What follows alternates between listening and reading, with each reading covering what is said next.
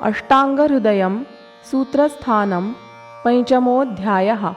द्रवद्रव्यविज्ञानीयः। अथातो द्रवद्रव्यविज्ञानीयमध्यायं व्याख्यास्यामः इति स्माहुरात्रेयादयो महर्षयः। अथ तोयवर्गः। जीवनं तर्पणं हृद्यं ह्लादिबुद्धिप्रबोधनं तन्वव्यक्तरसं मृष्टं शीतल्लघ्वमृतोपमम् गङ्गाम्बुनभसो भ्रष्टं स्पृष्टं त्वर्केन्दुमारुतैः हिताहितत्वे तद्भूयो देशकालावपेक्षते।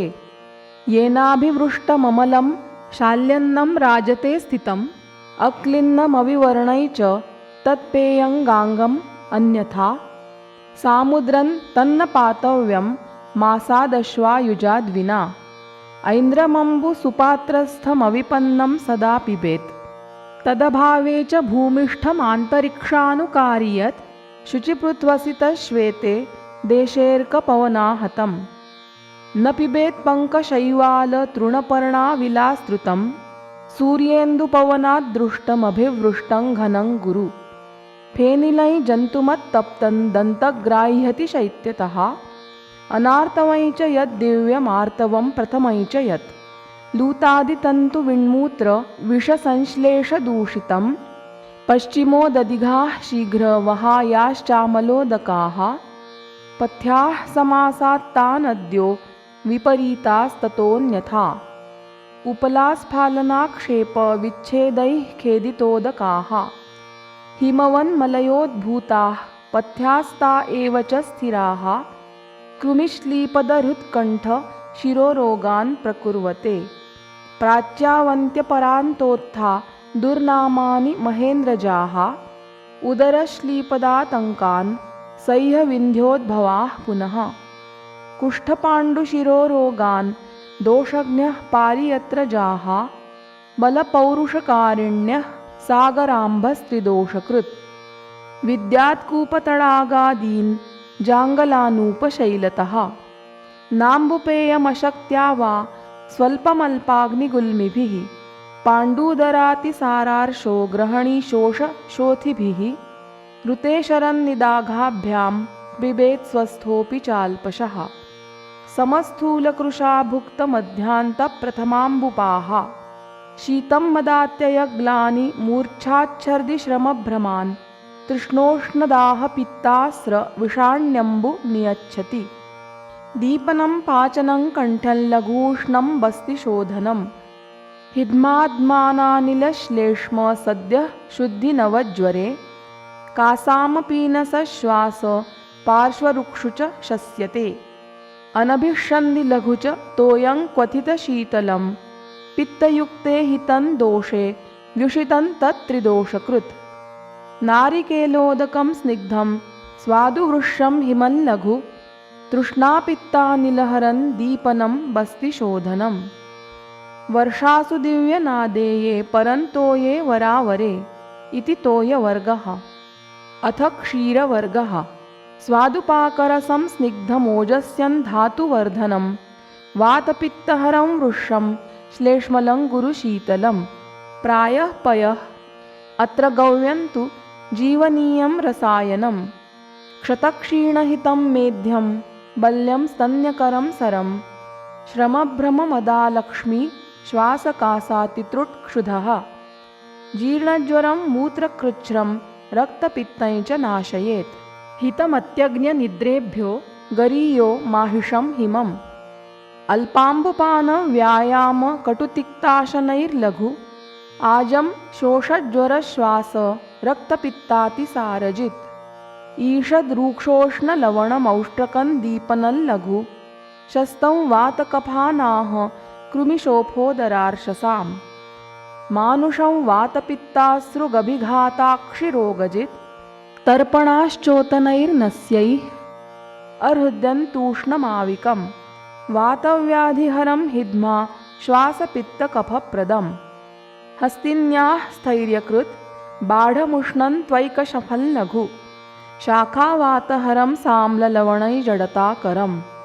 पयोभिषन्धिगुरुवामै युक्त्या श्रुतमतोऽन्यथा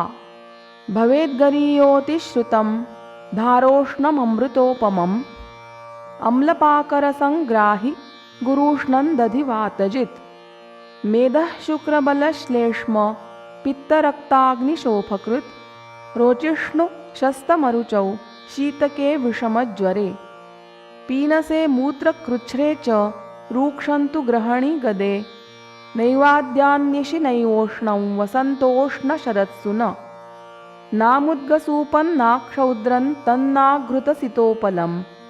न चानामलकन्नापि नित्यन्नो मन्दमन्यथा ज्वरासृक्पित्तविसर्प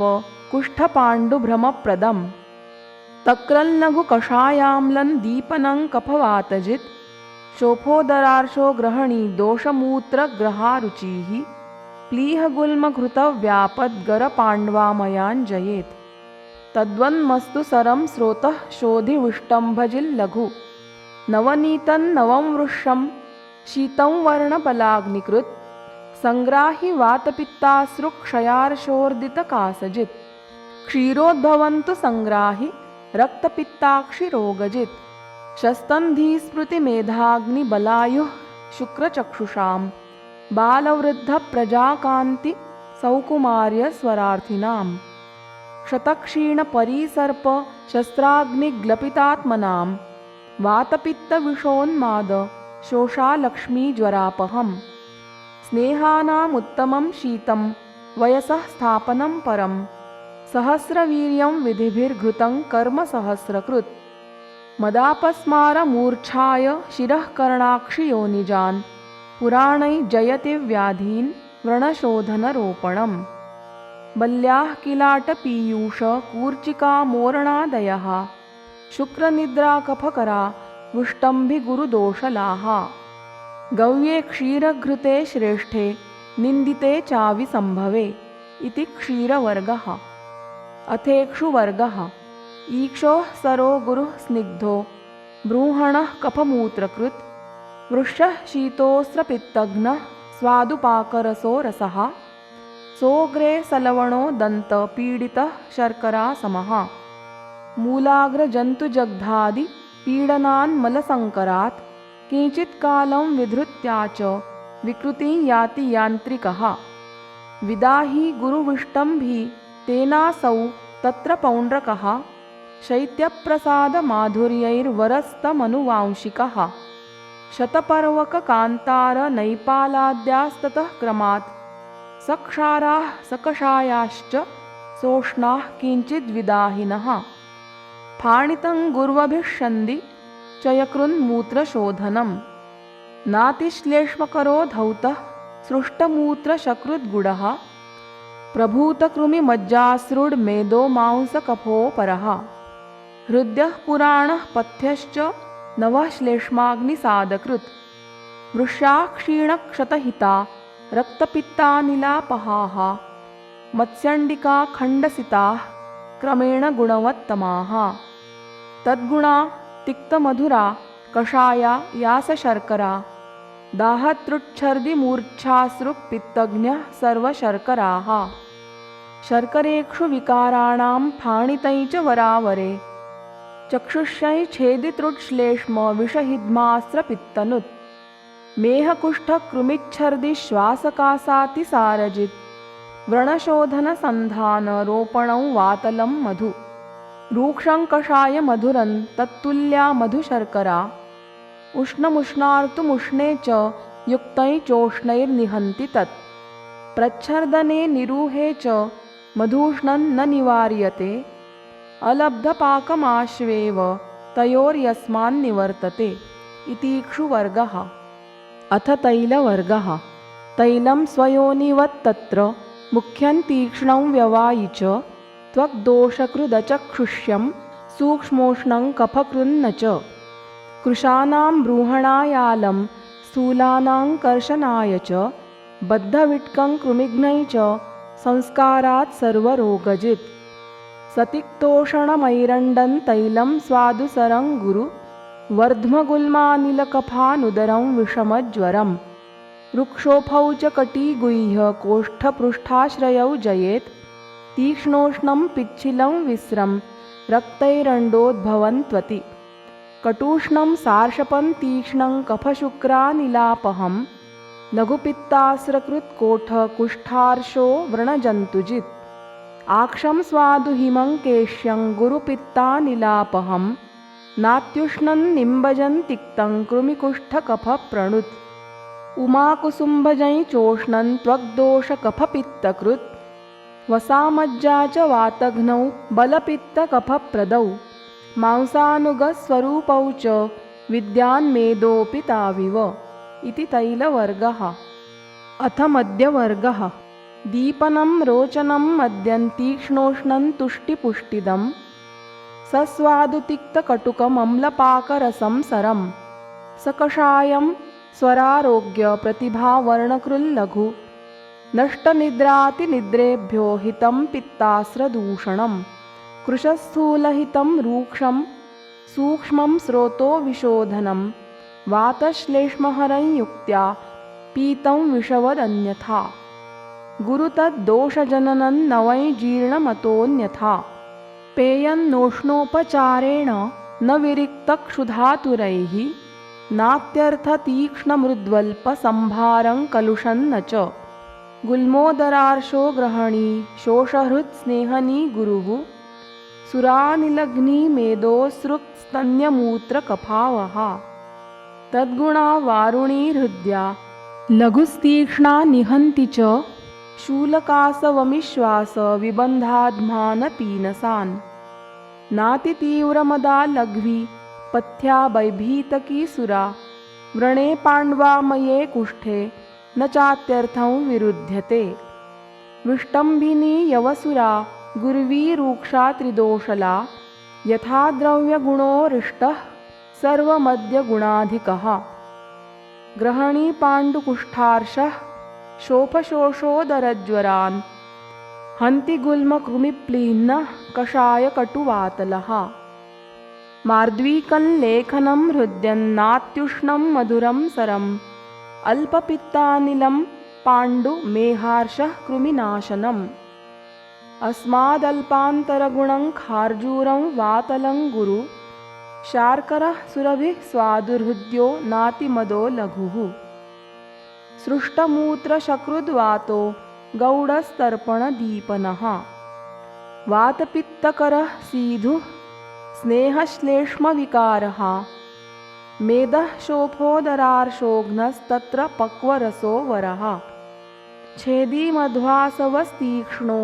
मेहपीनसकासजित् रक्तपित्तकफोत्क्लेदि शुक्तं वातानुलोमनं वृषोष्णतीक्ष्णरूक्षाम्लं हृद्यं रुचिकरं सरं दीपनं शिशिरस्पर्शं पाण्डुदृक्कृमिनाशनं गुडेक्षुमध्यमार्द्वीकशुक्तं लघु यथोत्तरम् कन्दमूलफलाद्यै च तद्वद्विद्यात्तदासुतं शाण्डाकी चासुतै चान्यत् कालाम्लं रोचनं लघु धान्याम्लं भेदि तीक्ष्णोष्णं पित्तकृत्स्पर्शशीतलं श्रमक्लमहरं रुच्यन् दीपनं बस्तिशूलनुत्